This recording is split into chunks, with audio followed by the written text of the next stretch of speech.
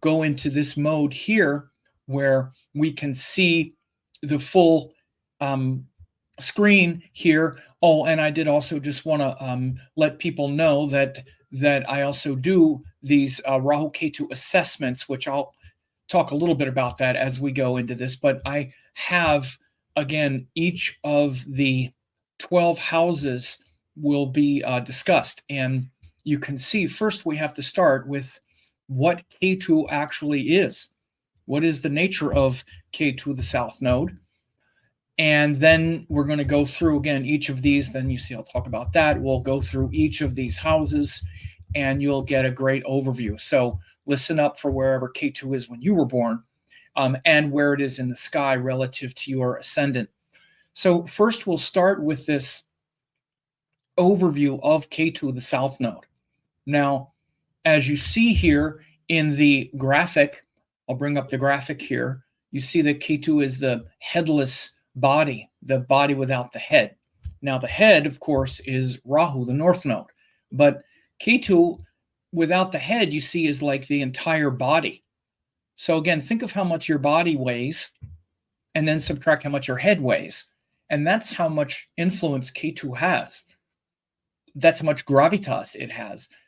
The way to understand this is that your existence in this lifetime, more than anything, is a product of your past lives and all of the accumulated karma. And that means the past lives, not just, in your last lifetime when, of course, you were, Indira Gandhi or something, we all have this romanticized vision of what we were in our past lives. We were probably just a schmuck.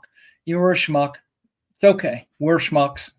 It's okay to be a schmuck. But this nature of having this connection to past life wisdom, and that's through all the kingdoms, that means that you weren't just a human. You've been a cat, a dog, amoeba, all different kingdoms, right? And you carry the wisdom of that. Just like, again, as you see this headless figure, it's incorrect to say, as is often said, Rahu is the head and Ketu is the tail of the dragon. It's not a tail. If you cut your head off, or you cut the head off of, let's say, a lizard, it's not like the rest of it is a tail. No, it's a body without the head. The head is the smallest part. And again, this is very important in understanding the nature of Rahu and Ketu. We obsess over the head. The head is where we're going, rah, rah, rah, rah. That's Rahu. Ketu is everything else, including the part that in some ways doesn't even want to be here, right? So it's all of that past life wisdom, but it's kind of dormant. So this is why, as you see, it says hidden power. Because we incarnate in this lifetime and we come in, and then this Rahu end of the node, this disembodied head, is fascinated with the world. So we lose ourselves in the world of Rahu often.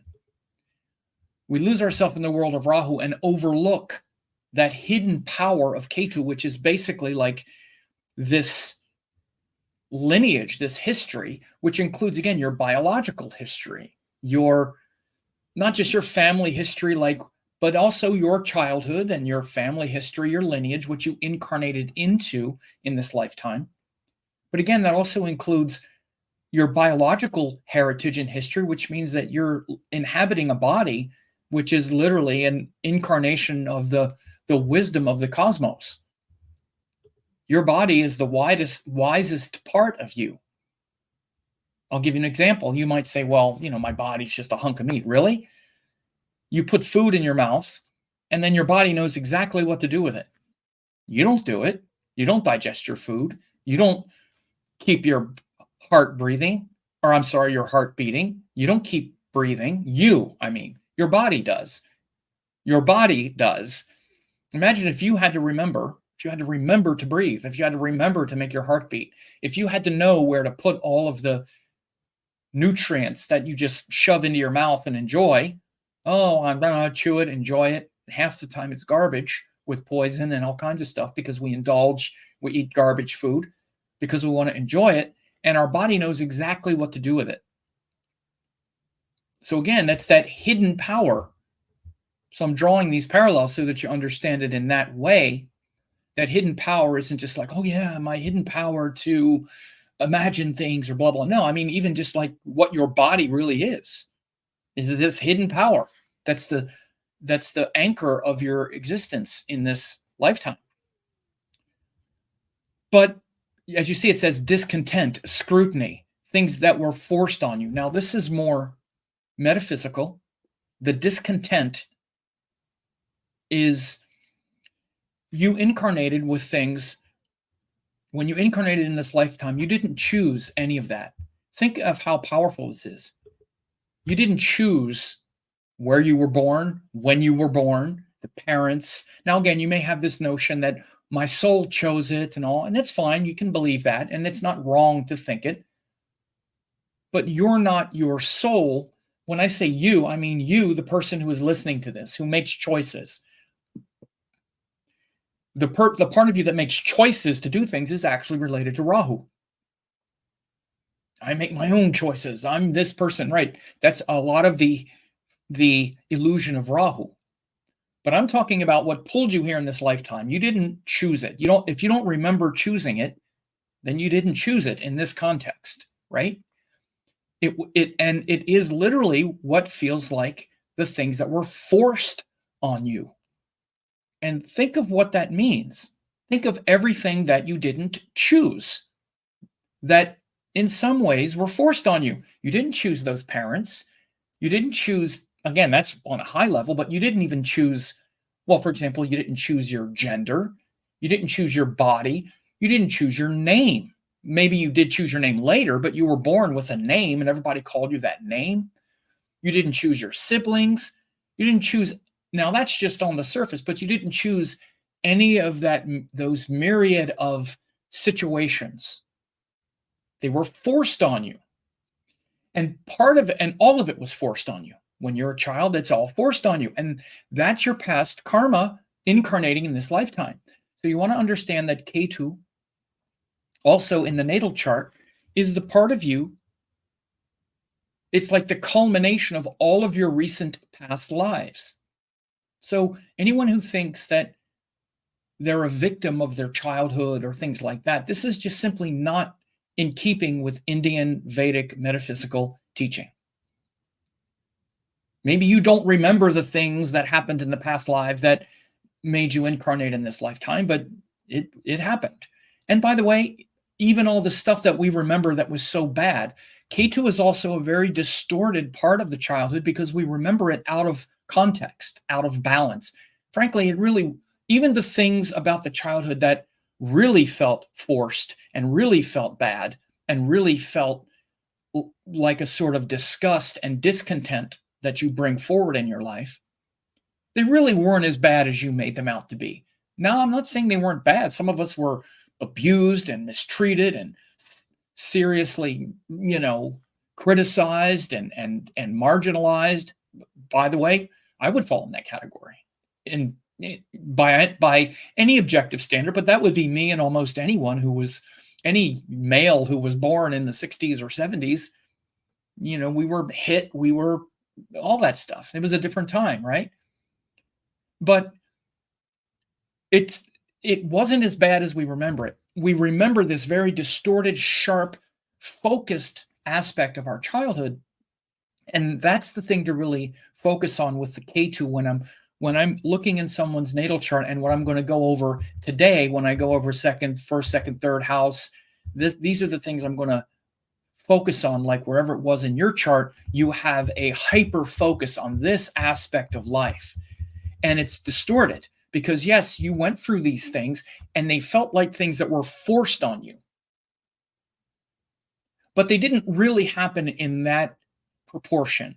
You distorted it relative. It was your karma to incarnate and see it that way also. Now, by the way, I just want to very quickly, in the Rahu Ketu assessments that I do, they're very focused around understanding the axis of karma between the Ketu and the Rahu end, because we all have a lot of tangled up energy, and we understand the Rahu a lot. We can see the Rahu end a lot because it's very active And again, a lot of the things that you call you, I chose this, I'm doing this, I'm here to do these things and live this destiny. A lot of that feels like that's the Rahu end. So it's very active, but the Ketu end is often really hard to understand because it's the stuff we've buried and the stuff that was hidden and the things that were very distorted in that regard. So again, in that assessment, I talk about those things. And one of the biggest things that people learn when they get this is the Ketu stuff, because Ketu is hard to understand. But this is why I'm talking about it from this aspect. All of that stuff that was forced on you. And by the way, forced on you even that feels heavy. It's really not heavy because a lot of the stuff that was forced on you also includes the good stuff. Again, this is why we tend to remember things in a distorted kind of negative way, though, when it comes to Ketu. Because the Ketu end, we incarnated because we're trying to finish that karma. So what happened is in our childhood, that Ketu aspect of it felt like we've been there and done that.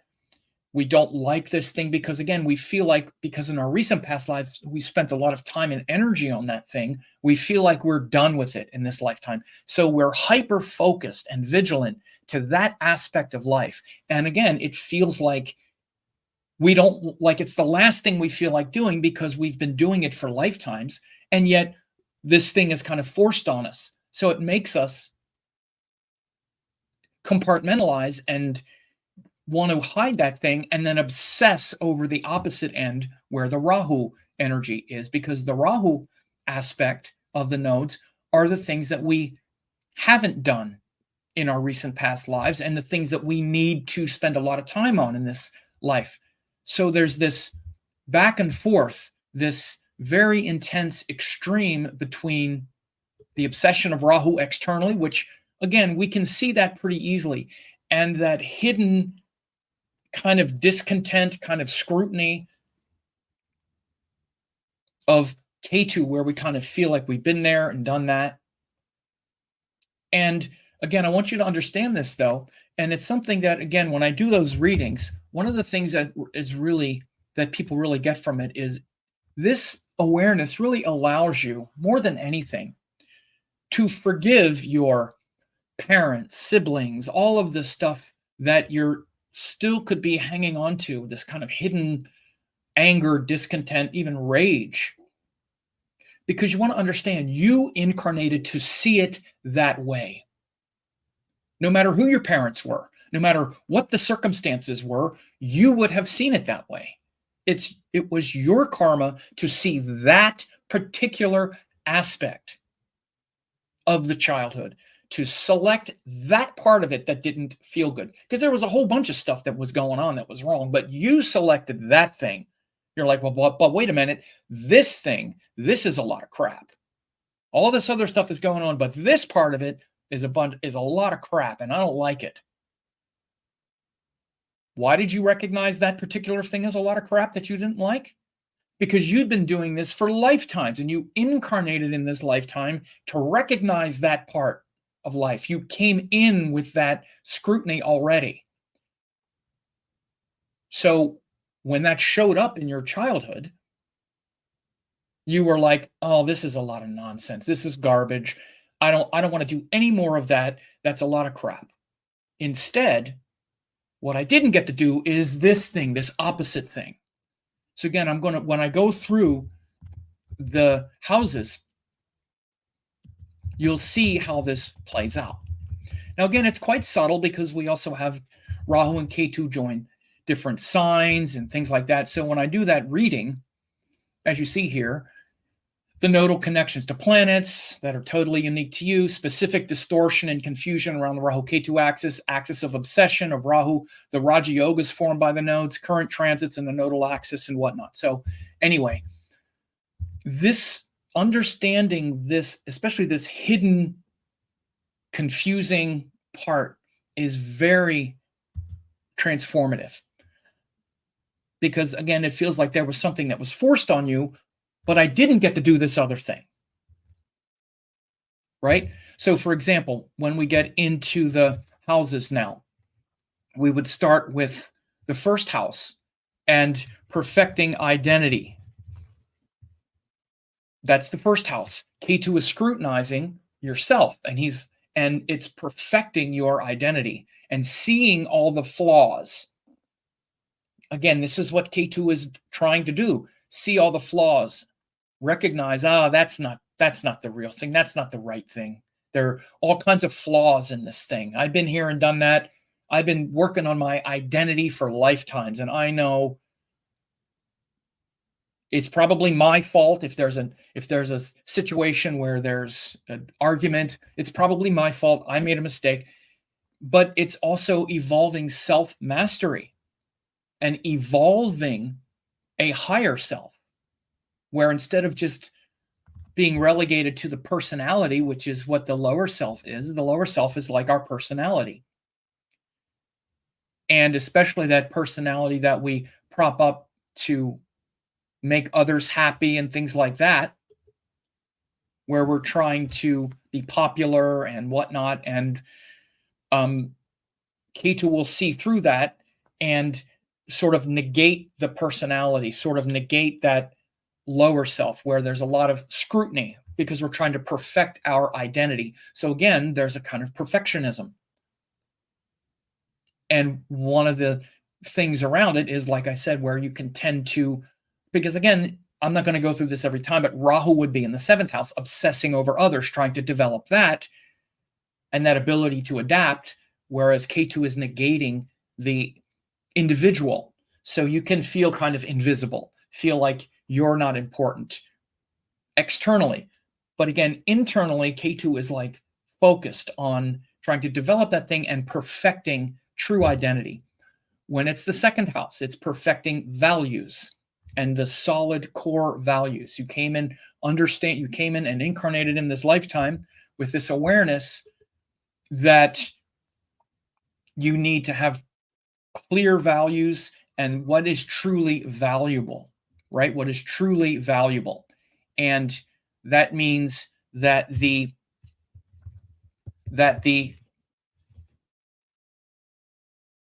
values that you were raised in, let's say, you had a lot of discontent around them. So you were like, this isn't the real values. So when you were raised, the home environment, let's say, would have had, maybe very strong core values, and those things were very important. It could be like money was a big thing, let's say. Often when you see Ketu in the 2nd, money was a big issue. Like even perhaps they came from a wealthy family or something, where if not wealth, where we're this type of family, this is who we are, we're the Jones and this is what we believe. And again, but many times there will be, let's say, excessive greediness or a potential for with Ketu, it can go either way. It's often either excessive greediness or like maybe no values whatsoever around money or anything else. So you have to eventually find it on your own. Again, and Rahu obsesses over the opposite part, which is the 8th house, right? So what winds up happening is that Ketu in the 2nd house, you incarnated with this awareness of the values in the family, and then the need to eventually define them on your own after going through a lot of change and transformation. Then the 3rd house, we have ego, perfecting ideas, identity, ego. And this is where the individual mind with a lot of intelligence came in, with a lot of intelligence, scrutiny, a lot of capacity to figure things out for yourself. And you noticed how all the ideas and the communication in the family, this is all a mistake. You guys are all like, you think you're so smart. You're really not smart. You're all addicted to these ideas. Maybe there's often like a hyper scientific bent where like people are really bought in, again, to their ideas and their egos. Maybe grow up with a lot of ego struggles. And then Ketu in the 3rd house was just saying, you're all lost in your ideas. And again, what then happens is Rahu in the 9th house obsesses over the opposite thing, which is religion, beliefs, things bigger than just your ideas and ego. But again, you have to come back to it. After the swirl of Rahu, then we come back to the Ketu end to perfect that thing.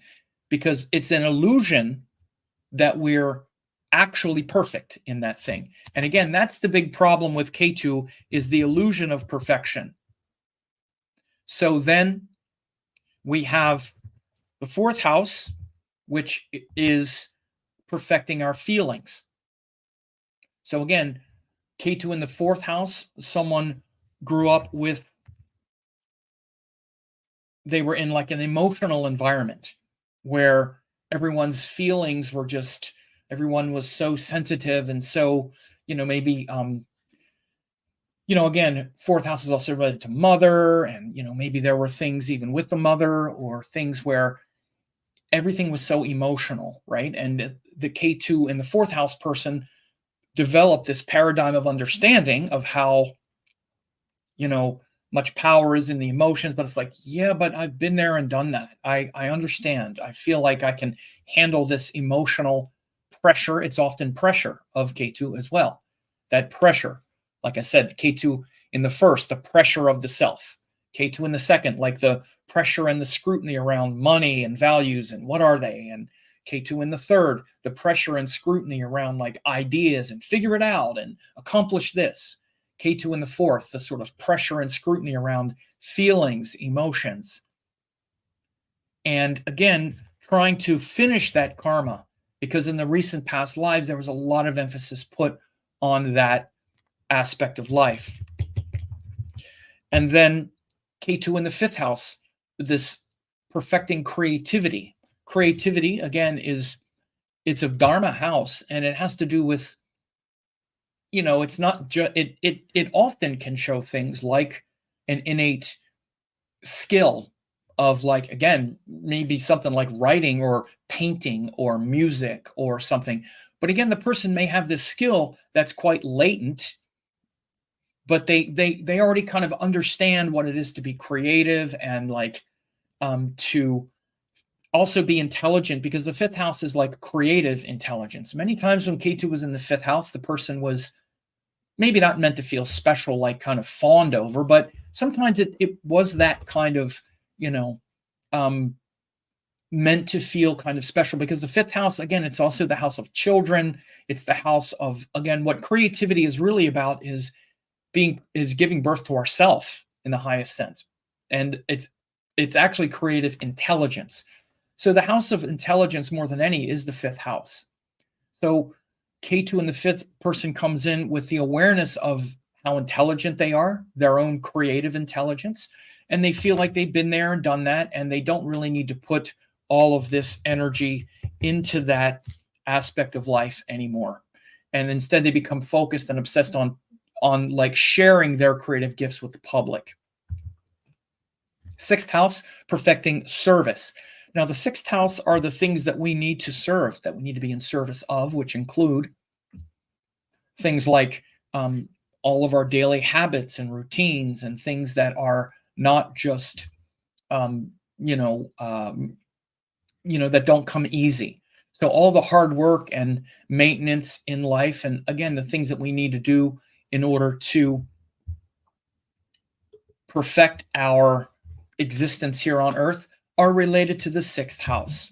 So again, that includes taking out the trash and brushing your teeth and the hard work of life, where there's no real big payoff, like we're not, where we're not celebrated. It comes after that creative intelligence that I just talked about.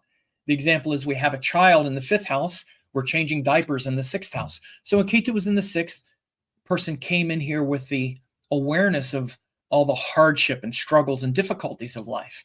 And they feel like they've been there and done that, and they want to be relieved of it. This is a difficult placement, because that puts Rahu in the 12th, which becomes obsessed over escapism and letting go. So this Ketu in the sixth, often the person is turning away from the mundane hard work, but they're perfecting the capacity to just be of service. Like with the baby, instead of resenting all the work, we are of service to that higher work. And then the seventh house is perfecting agreements.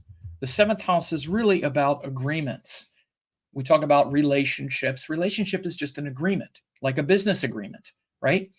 And they're not they're not dissimilar. Anybody who's been in a successful relationship, or when it is, it's similar in many ways to a job type of relationship where you get this, I get that. There's a give and take, and we feel good about that give and take in the seventh house. So when Ketu was in the seventh house, the person in many ways really understands other people very well. Now they came in here again feeling like I've been there and done that with compromising, because this is a big part of the seventh house of the agreement, is the compromising part.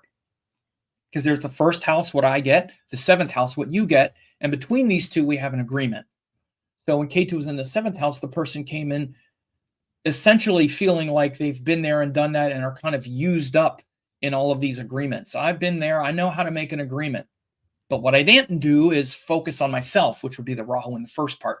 So again, eventually, that Ketu in the seventh house has to come back and is focused on perfecting their agreements and being able to compromise and give and take without feeling used up and disgusted.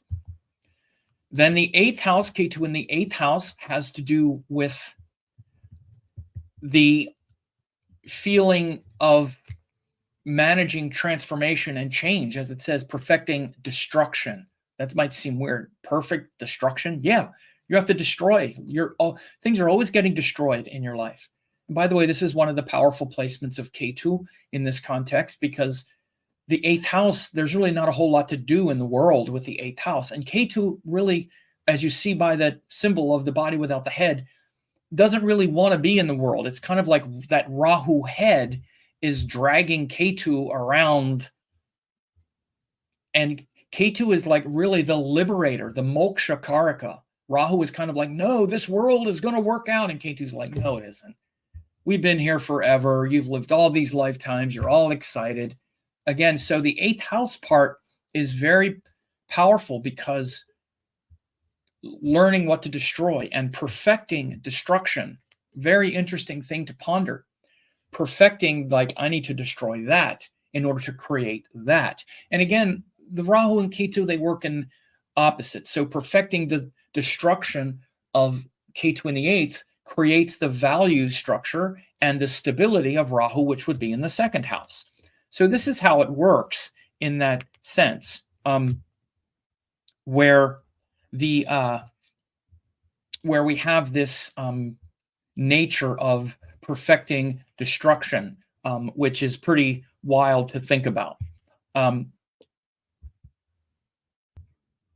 then perfecting teachings is Ketu in the ninth house. Again, this is one of the more powerful places as well, because Ketu, again, is very much about that liberation. And the ninth house are these high teachings. So when Ketu is in the ninth, person incarnated with this awareness of higher teachings, higher wisdom, and that we need to find that higher source of teaching and philosophies, not just the typical religion or the low rent kinds of beliefs that we wind up having, but that real high quality teaching. Again, this makes a person authentically spiritual, like spirituality, not just, a sort of ad hoc, belief system, or just sort of believing anything. And again, we're surrounded by things to believe, like, capitalism is a belief, or, all of our beliefs about all kinds of things. Ketu in the ninth is really questioning beliefs and perfecting teachings and saying, I was raised in this religion, but and so I have a sense of this higher purpose and this sense of faith, but I want it to be the perfect kind of faith. So many times when someone incarnates with Ketu in the ninth house, there was a quality of high teachings and wisdom in their life, but they sought higher teachings later on, like yoga and Vedanta and things like that. 10th house, Ketu, perfecting power. Many times when someone was born with Ketu in the 10th house, again, the 10th house is also where we feel pressure. And when Ketu is there, we feel this kind of aversion to false kinds of power. And it can disrupt our career and things like that, because career benefits when we're willing to take power, when we're willing to step up and be accountable, when we're willing to feel pressure and be in a position of power. Ketu in the 10th, for example, in the childhood, there was undue responsibility put on them. Like many times you'll see someone was maybe like an older sibling and they had to take care of their younger siblings, or even like their parents were immature themselves, like they had very young parents. So the child had to grow up feeling like they had to take care of the parent, or maybe even things like alcoholism or problems with the parent where the child had to grow up too fast. So they have this aversion to 10th house power and responsibility.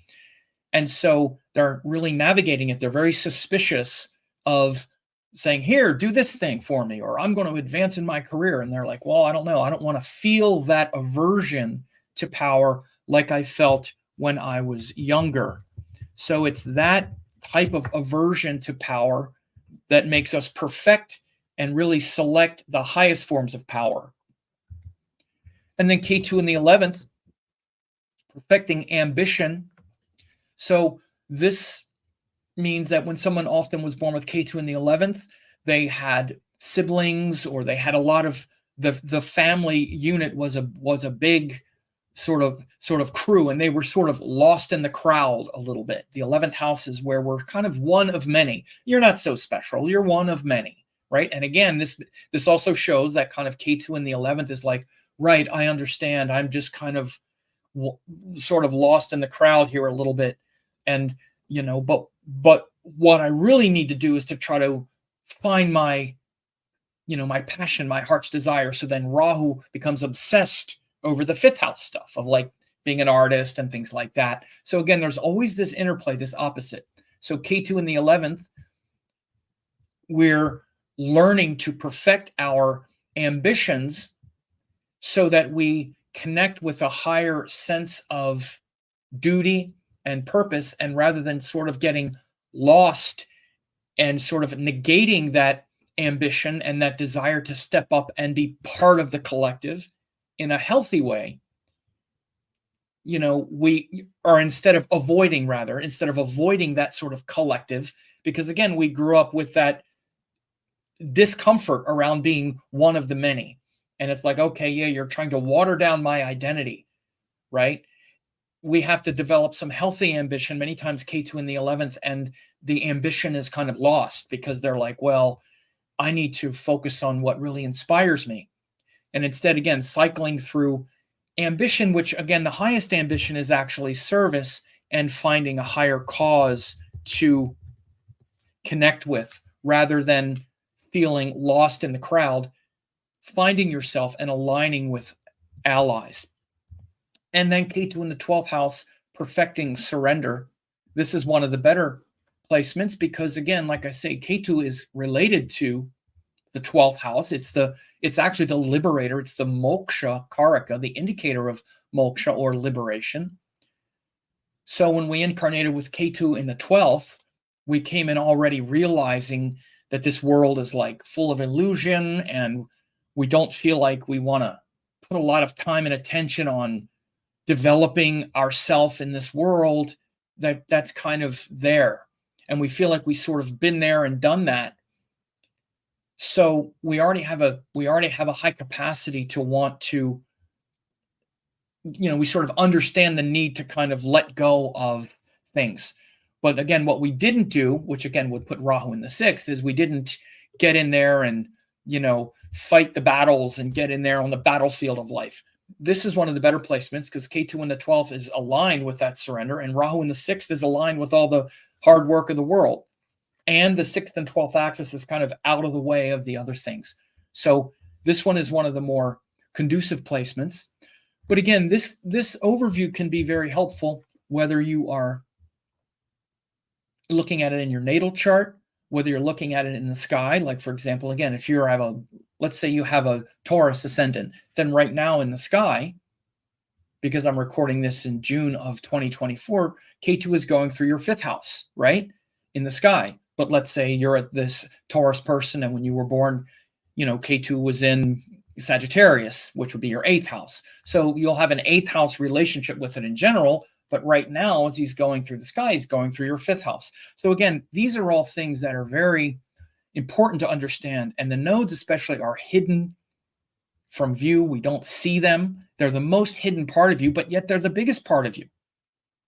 They're all your past lives. And you came in here with this deep bias and this kind of frustration around a certain aspect of life. And again, I try to go over the depth of this succinctly, so this doesn't also last an hour. But again, when I do the readings here, again, you can go to rahuketuassessment.com. I spend an entire half hour going over your chart and explaining this in great detail in your nature, because again, the nodes are also joined planets. You could have Ketu join, let's say, Mercury, but let's say you're an Aries ascendant. Well, then Ketu would not just be joined Mercury, but Mercury rules the 3rd and the 6th houses. So now he's going to be showing that. And again, so it's quite nuanced. And then again, in the sky right now, it's moving this direction. So again, Ketu shows that past life wisdom, but it's latent. It's wisdom, but it's kind of buried because you feel like you've been there and done that, and you want to develop all that Rahu stuff. So we come back to finish and develop the Ketu after a certain age, which again, this is also something that I talk about in the reading, is the age of maturity. Again, these are huge things because the age of maturity, especially if you're in your mid 40s or 50 or whatever, it's trying to finish the false choice and the dichotomy of the nodes. Again, when you go to that webpage, go to the webpage and check it out, because I also explain, there's a video there where I explain what the big problem is, because we're all pulled in this. There's a false choice between the nodes, an obsession with Rahu, a withdrawal of Ketu, and eventually in our mid 40s to 50 or so, we have to bring those two things together to reconcile the false choice.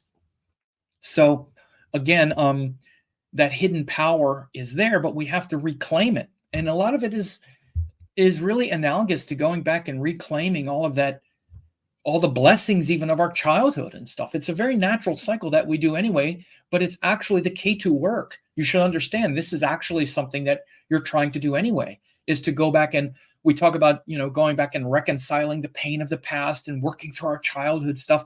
That's what this is. It's actually literally that. But instead of hanging out again in a very excessively emotional place where we're all confused, it's a very surgical look, like you came in here to see this. So blah, blah, blah. It's very elegant and very empowering, instead of feeling like, why was I the victim of this thing and that thing? Again, we carry these emotions forward, but it's like, well, no, I wasn't a victim. And you'll hear me say, you came in here, you incarnated to see that, because you had siblings who grew up and they saw something totally different. And you could have pulled all kinds of things out of that, right? You could have, whatever was happening, you've selected a certain aspect of that childhood karma that really bugged you underneath it all. You can describe the circumstances, but the thing that really got to you was this. That's the thing that's like, well, that's you. That's your Ketu. And that thing that's like, it ain't going anywhere. So the first thing is to try to really understand it, right? And so that's what those readings can do. That scrutiny, that thing that felt forced on you. I mean, it's a huge thing. We all feel like we were abused. We all feel like we were mistreated. We all, and in many ways, spiritually, we were, because our karma we've incarnated to go through a certain amount of suffering. And the specific part of it, the Ketu part, was that part of your childhood that felt like it was forced on you. And the stuff, for example, that no one ever apologized for. They didn't apologize for it because they didn't even know you were going through it. You didn't even know you were going through it. And you barely knew you went through it now. So again, this is what I'm talking about. Reading Rahu Ketu assessment, and please, share this with others, and thanks a lot. Thanks for watching. Don't forget to like, comment, share, and subscribe to the channel.